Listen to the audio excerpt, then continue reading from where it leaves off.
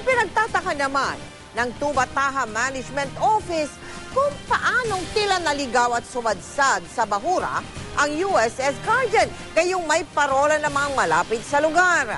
At kahit pa may alis sa pagkakasadsad ang barko, hindi na raw maibabalik pa ang sigla ng Tuba-Taha Reef kung saan tonito niladang isda ang nakukuha. Nakatutok si June Veneracion. Dahil nga gawa sa kahoy ang katawan ng warship, kada tama ng malakas na alon, gumagalaw ito. At kada galaw, maaari pang lumaki ang pinsala sa coral sa Tuba-Taha Reef, ayon mismo sa World Wildlife Fund o WWF. Sa tansya ng WWF at Tuba-Taha Management Office, nasa pagitan ng 200 hanggang 900 square meters na ang nasirang bahagi ng reef. Ang buong Tuba-Taha Reef Natural Park ay may lawak na mahigit 97,000 hectares. January 17 was not the end, it was the beginning. And with each wave, with each blow of the amihan, with each minute that ship stays on the reef, the damage will increase. Ito ang mapa ng Tuba-Taha Reef Natural Park.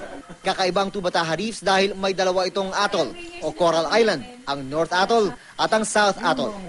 Sa may taas na bahagi ng South Atoll malapit sa lighthouse sumadsad ang USS Guardian.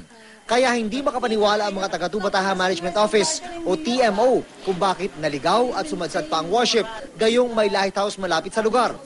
Ayon sa TMO, lumapit daw agad sa USS Guardian ang mga park ranger nang mamataan nilang pumasok sa Tuba-Taha Reef ang warship. You know, people were running on the deck with guns, ganyan. So natakot yung rangers sa atin, hindi na nakalapit. Ang sabi nga po nila, the US warship is an extension of the US territory. So, you know, hindi raw talaga pwedeng akitin. Maalis man ng USS Guardian, hindi na raw maibabalik ang dating sigla ng Tuba-Taha Reef. Napusod pa naman ng food supply sa Sulusi. Sabi pa ng WWF, nasa 200 metric tons ng isda ang nakukuha sa kada square kilometer ng Tuba-Taha taon-taon. Dahil sa nangyari, magpapadala na daw ng notice of violation ang mga tagapangalaga ng Tuba-Taha Reef sa US Embassy para ipagbigay alam sa kanilang Navy na meron silang dapat bayaran dahil sa nangyaring pagsadsad ng kanilang barko. Kung magkano ang sisingilin, malalaman daw yan pagkatapos ng gagawing damage assessment. Meron pong pumasok sa bahay mo, may nasira siya, magkaibigan naman din lang tayo, sagutin mo na lang yung pananagutan mo. Yun lang naman po ang gusto nating hingiin mula sa US government. At ang mas mahirap daw presyohan ay kung magkano ang long-term o pangmatagalang pinsala na idinulot ng pagtama ng barko sa World Heritage Site. Mula Puerto Princesa, Palawan, June Veneracion, Nakatutok, 24 Oras.